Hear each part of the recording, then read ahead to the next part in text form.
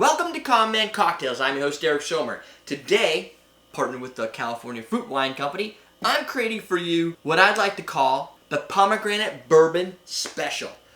But before we do that, what I wanted to do is just taste some of these wines. So, the California Fruit Wine folks sent us these. I haven't opened the pineapple one yet, but I have the pomegranate wine and the pumpkin spice wine. These are fruit wines created by, they're actually founded by two twin brothers who wanted a refreshing take on wine that wasn't just grape-based wine.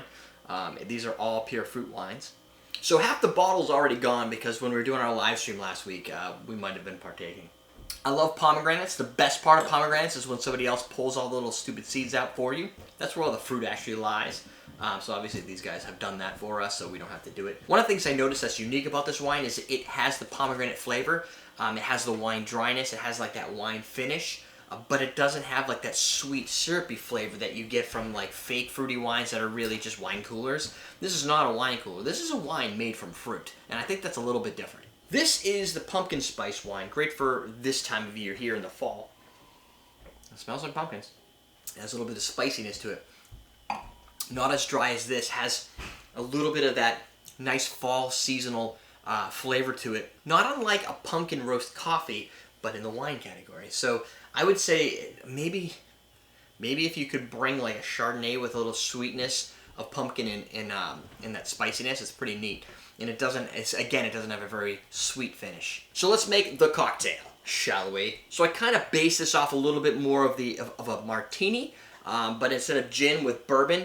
But I found it was pretty striking on the alcohol. So what I wanted to do is curb it out a little bit. So what we ended up for a final recipe is we've got 2 ounces of bourbon. I'm using Jim Beam in this case. I wouldn't go too high proof because it does get pretty boozy. 1 ounce of the pomegranate fruit wine.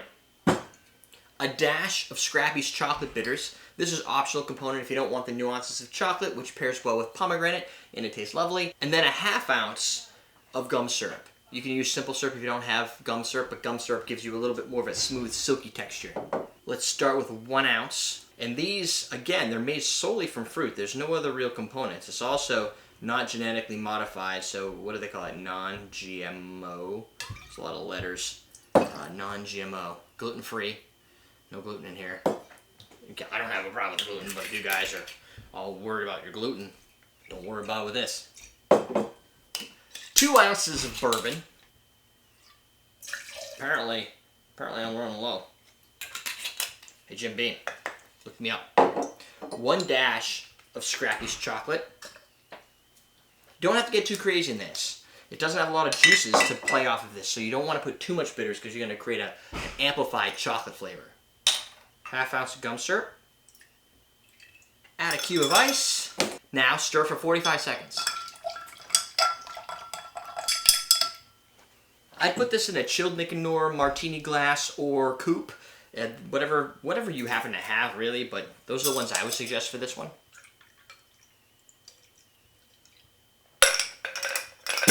There you go.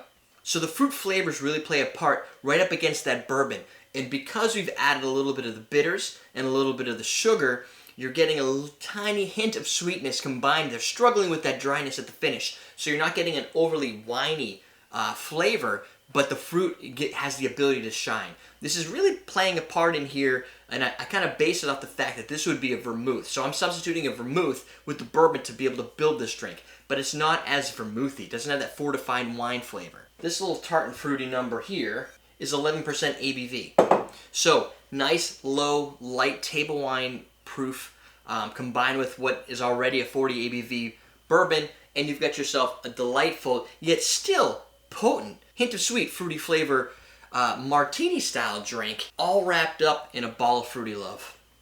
I love Fruity Love, because it's got the word love in it. You could build cocktails and probably do something very similar with these other wines. For the pineapple, they said the pineapple goes well with a rum, tequila, and a vodka. The pomegranate goes great with whiskeys and bourbons. The pumpkin spice will probably pair pretty well with a cream liqueur. They also have a wine club that you can join. If you head over to CaliforniaFruitWine.com, you could join the club. I also hear they have a promo code, CMC16, if you'd like to use a promo code and give us credit for anything you might be purchasing over there. Otherwise, just look for that label the California Fruit Wine Company. If you're looking for some alternatives to your standard wines, I used to be pretty big into wine, not as much anymore. However, the fruit wine kind of intrigues me because it doesn't have just the standard wine flavor. It brings a little bit more fruitiness, a little bit more versatility when you're building cocktails. Or just drink it straight from the glass. That's it, my friends.